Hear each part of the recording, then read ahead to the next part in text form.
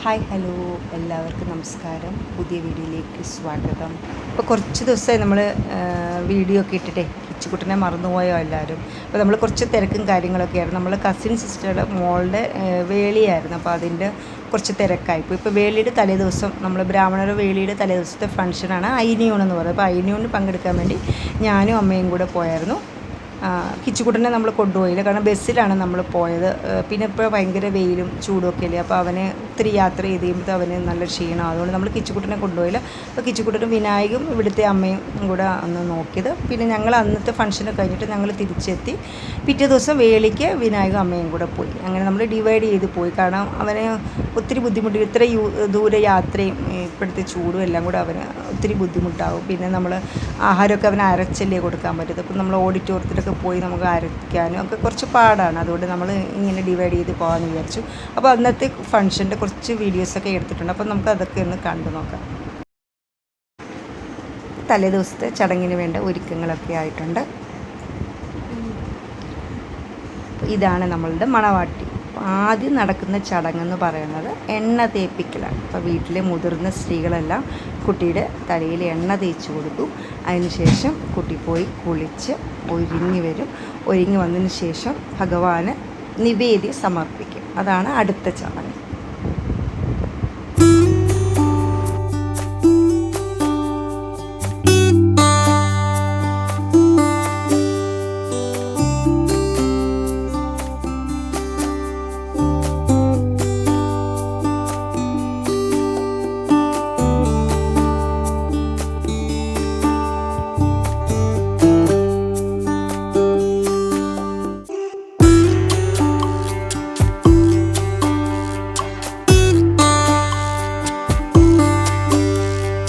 നിവേദ്യ സമർപ്പണം കഴിഞ്ഞിട്ട് അടുത്ത ചടങ്ങെന്ന് പറയുന്നത് ഐനിയൂണ്. അതായത് നമ്മൾ പെൺകുട്ടിക്ക് നമ്മൾ സദ്യ കൊടുക്കുകയാണ്. അത് സദ്യക്കുള്ള കാര്യങ്ങളെല്ലാം ഇവിടെ റെഡിയാക്കി വെച്ചിട്ടുണ്ട്. അപ്പോൾ ആദ്യം നമ്മൾ ഗണപതിക്കാണ് വിളമ്പുന്നത്. പിന്നെ പെൺകുട്ടിയുടെ ഇടത്ത് വലത്ത് വശത്ത് 2 ബാലികമാർ കാണും. അപ്പോൾ അവർക്ക് നമ്മൾ സദ്യ വിളമ്പി കൊടുക്കും. ആദ്യം അമ്മയാണ് വിളമ്പുന്നത്. അതിനുശേഷം വീട്ടിലുള്ള ഓരോരുത്തരായിട്ട് ഓരോ വിഭവം വിളമ്പി കൊടുക്കും.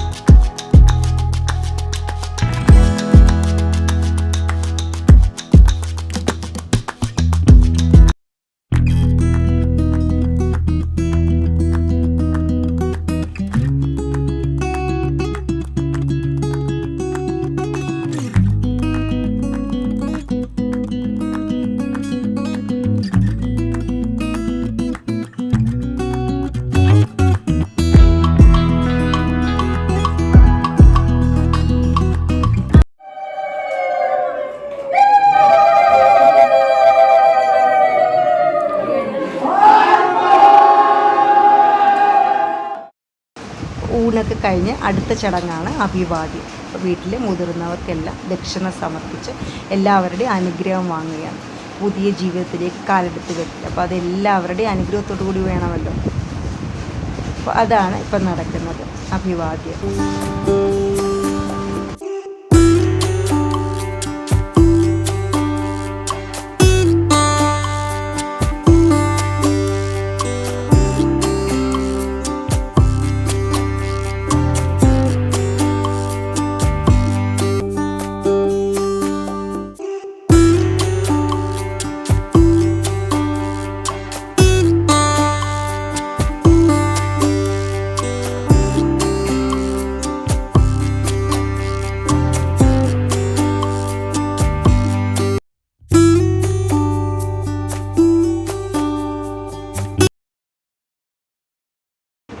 യുവാദിയൊക്കെ കഴിഞ്ഞ് എല്ലാവരും സദ്യയൊക്കെ കഴിഞ്ഞ ശേഷം നടക്കുന്ന ഒരു പ്രധാന ചടങ്ങാണ് 1000 തിരി തെറുക്കൽ.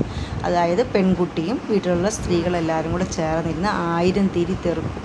ഈ 1000 തിരി പിറ്റേ ദിവസം വേളിക്ക് വരൻ വരുമ്പോൾ ഈ 1000 തിരി കത്തിച്ച് വരനെ ഒഴിയും. അങ്ങനൊരു ചടങ്ങുണ്ട്. അപ്പോൾ അതിനായിട്ടാണ് ഈ 1000 തിരി തെറുക്കുന്നത്.